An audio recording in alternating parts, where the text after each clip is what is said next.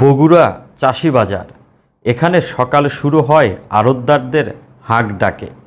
প্রতিদিন ভোরবেলা থেকেই এখানে বসে মাছের পাইকারি বাজার। এখান থেকেই মাছ ব্যবসায়ীরা পাইকারি দরে মাছ কিনে বগুড়ার বিভিন্ন হাট বাজারে খুচরা দরে বিক্রি করে।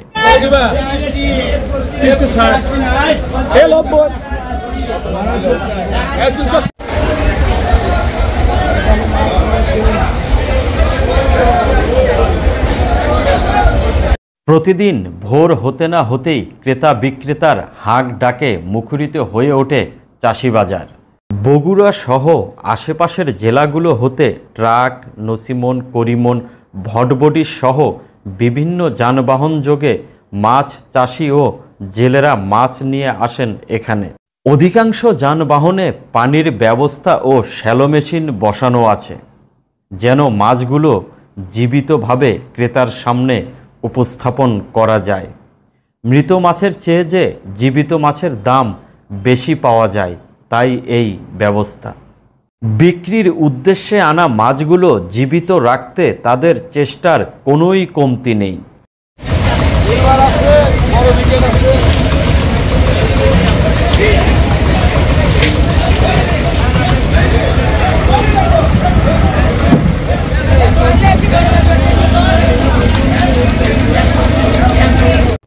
দর্শক, এটি মূল মাছের বাজার। এখানে বেশ কিছু কক্ষ রয়েছে, প্রতিটি কক্ষেই এক একটি মাছের আড়ত। মাছ বিক্রেতা তাদের মাছগুলো নিয়ে এসে এই আড়তদারদের কাছে দেয় এবং সেখানে পাল্লায় উঠিয়ে একজন দাম হাঁকাতে থাকে। সর্বোচ্চ দাম যেই বলে সেই মাছগুলো নিয়ে নেয়। মাছ বিক্রি শেষে একটি নির্দিষ্ট পরিমাণ কমিশন এই আড়তদাররা মাছ বিক্রেতার নিকট হতে নিয়ে নেয়।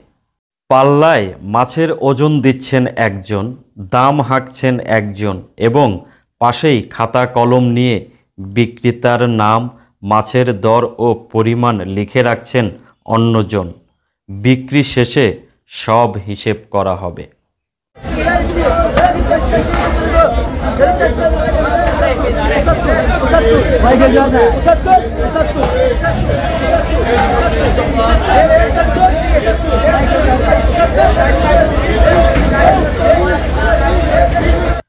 পাইকারি বাজারের পাশেই বসেছে খুচরা বাজার।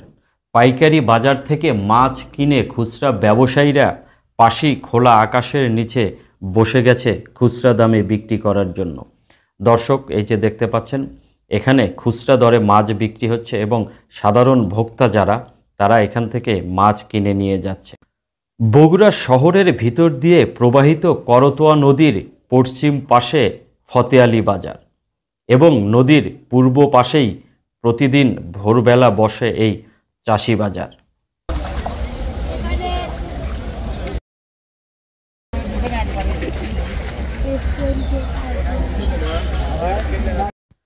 চাষি বাজারে শুধু মাছই বিক্রি হয় না, মাছের আড়তের পাশেই বসে কলার পাইকারি বাজার।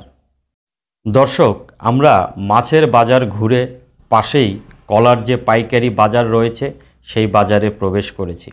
আপনারা দেখতে পাচ্ছেন রাস্তার পাশেই বসেছে কলার পাইকারি বাজার। মাছের বাজারের মতো প্রতিদিন সকালবেলা বসে এখানে কলার বাজার। ভ্যান, রিক্সা, অটো, ভটভটি, ট্রাক সহ বিভিন্ন যানবাহনে কলা চাষিরা তাদের উৎপাদিত কলা বিক্রি করতে আসে এই বাজারে।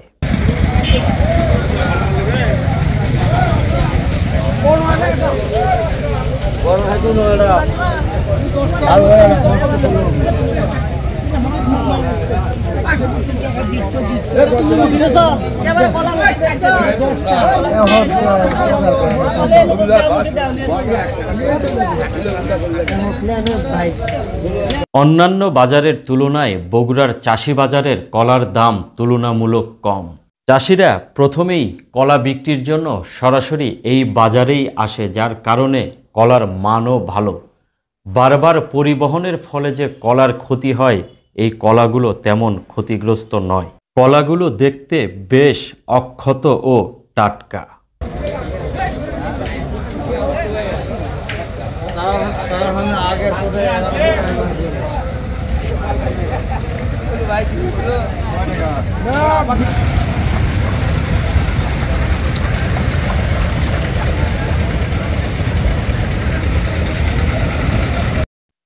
বগুড়া চাষিবাজার ঘুরে দেখলাম, আপনাদেরও দেখালাম।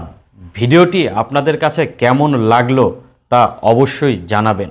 পরবর্তী ভিডিও দেখার আমন্ত্রণ জানিয়ে বিদায় নিচ্ছি। ভালো থাকবেন। ধন্যবাদ।